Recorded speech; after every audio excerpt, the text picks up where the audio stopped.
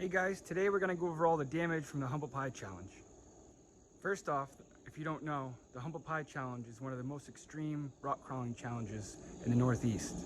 35 competitors have 24 hours to complete 7 red trails and take pictures of 28 signs along the way. Only after they've completed all the trails do they get to enter the bounty run, where winner takes all, a trophy, a bunch of cash, and bragging rights for the whole next year. The Humble Pie Challenge is one of the toughest rock crawling competitions that the East Coast has to offer, with 24 hours of constant abuse on the vehicles. There is tons of breakage that happens to all these vehicles as they try to conquer these trails. Everything from broken axles, ringing pinions, drive shafts, winches, winch ropes, rollovers, catching on fire. Sometimes the buggies catch on fire.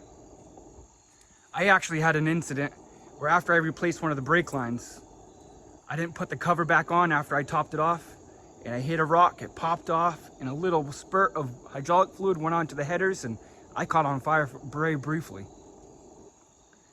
Nothing we couldn't control. It actually went out really quick, but I mean, if it can happen, it will happen. From welding repairs on the trail, you know, a lot of the buggies, the shocks are ripping right off, the control arms are ripping right off. You know, a lot of these guys, they bring portable welders, so right on the trail you can weld and fix the buggy and keep going. This year, we entered the Humble Pie Challenge with nothing other than a rock bouncer. The busted knuckle off-road buggy. Oh wow, I will tell you, I was humbled. I was humbled. It was a challenge and a half. This rig was not designed for extreme technical rock crawling, but it was up to the challenge. We completed it. We qualified 9th. And I would say, for only being in the buggy a handful of times, you know, I think we did great. Unfortunately, during the bounty run, we hit a rock really hard and knocked the hose off the pickup inside the tank that goes from the fuel pump to the pickup. I'll show you that now.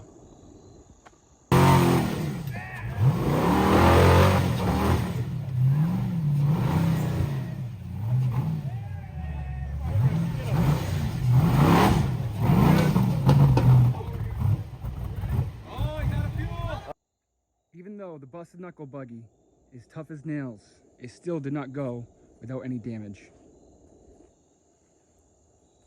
The side panels are not completely destroyed, but they definitely need to be replaced if we're going to go to a car show, that's for sure.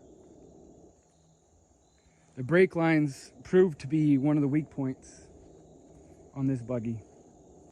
With rear steer and all the trees around, we did hook a couple of trees. We lost 3 brake lines and 3 fittings that connect to the brake caliper.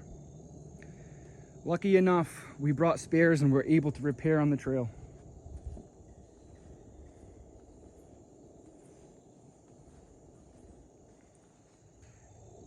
So during this 24-hour challenge, we were wheeling at night, and on our last trail,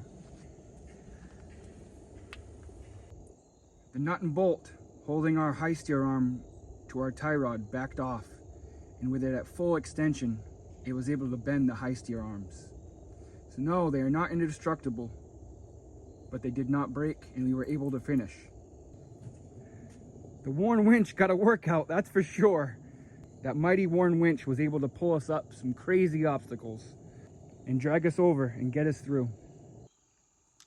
I will say, this buggy is a hill-killing machine.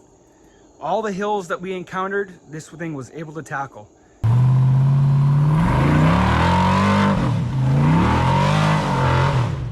This buggy's a ton of fun. You know, there's not much that compares to getting in this buggy, stomping on the throttle, and just climbing the nastiest hills out there. I have to say, the support from Busted Knuckle Off-Road is unbelievable. I called them guys up. Don't you know, Trey answered the phone. He was able to help me with all my problems. You know, talked to him, sent the parts right out same day.